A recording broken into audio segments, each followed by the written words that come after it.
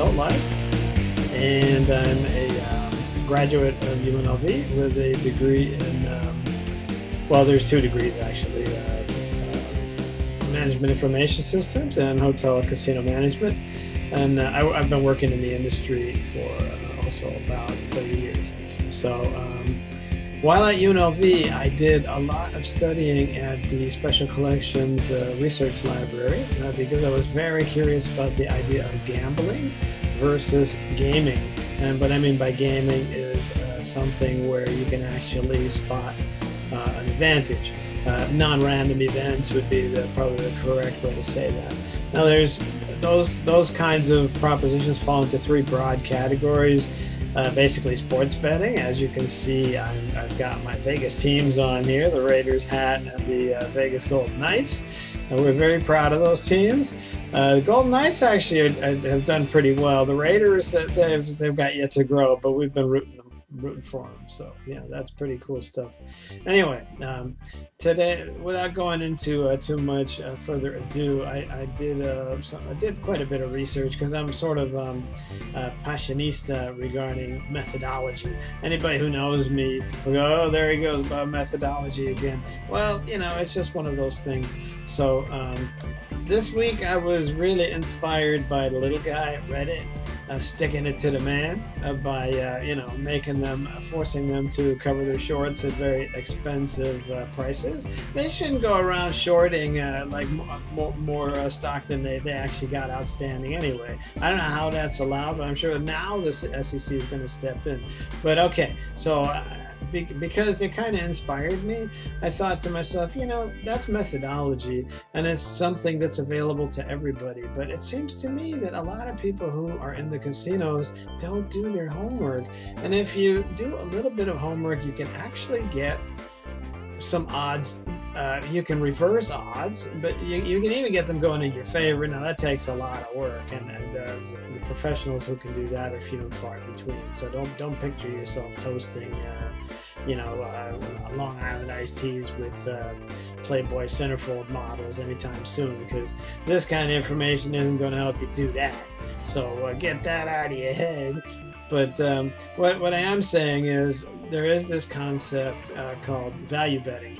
And technically, they refer to it as expected value. And what we have here for the Super Bowl, it is January 30th, so you got an entire week. And I just looked at the money line.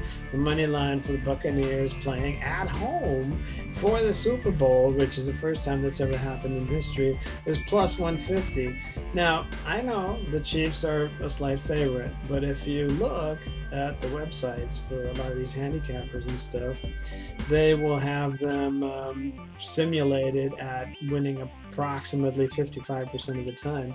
Now, yeah, that's a favorite to win, but not necessarily the best bet.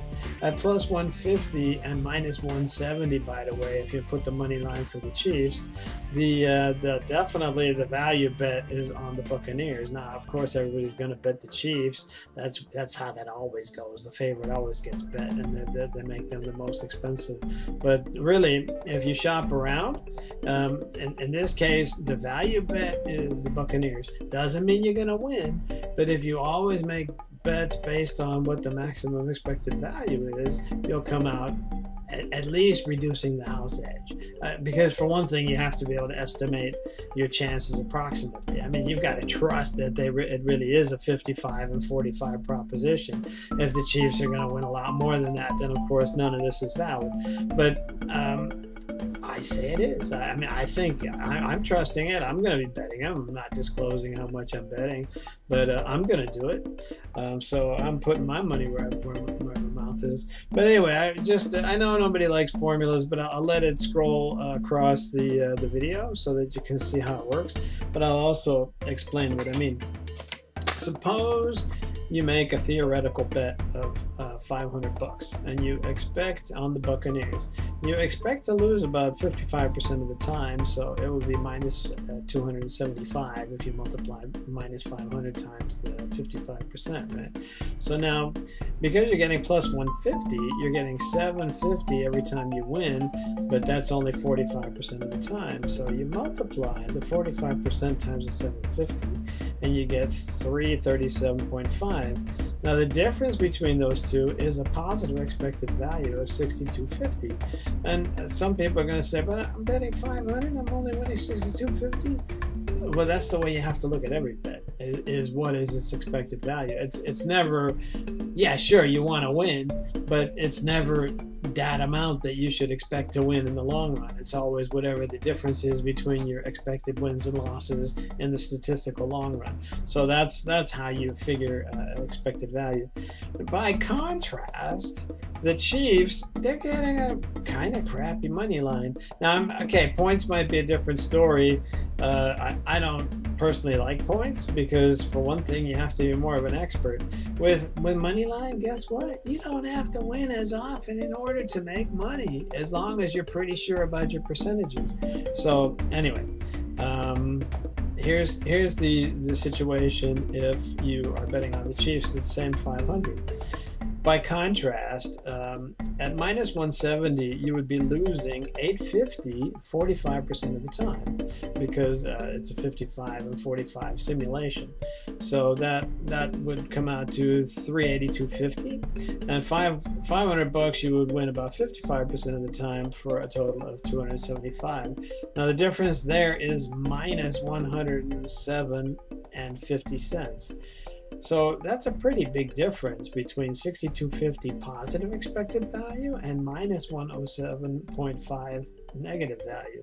That money line is skewed against anybody betting on the Chiefs. So anyway, in the interest of Reddit and the little guy, this is something that pretty much anybody can do with grade school arithmetic, right? It's not that complicated. So but it's generally not being done, because 55 to 45, that's conservative in my opinion, because you're talking about the first time in history that Tampa Bay is actually playing at Tampa Bay for the Super Bowl. Now, if ever there was a motivating factor, that's got to be it, right? And guess what? They're going to have fans in the stands for the first time well, I know they've had a few fans in a couple of the other stadiums, but they're going to pack this place, from what I understand, because they're vaccinating all these frontline hospital workers and giving them free tickets for the Super Bowl. And I know that's like 6,000 or 7,000 right there.